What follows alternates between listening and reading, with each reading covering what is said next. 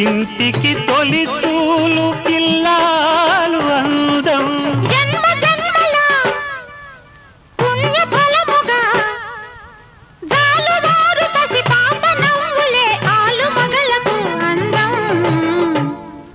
ఇది చెరగని ప్రేమకు శ్రీకారం, ఇది మమతల మేడకు ప్రాకారం.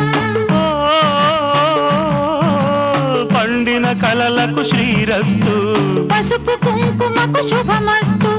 కనివిని ఎరుగని అనురాగానికి కళ్ళ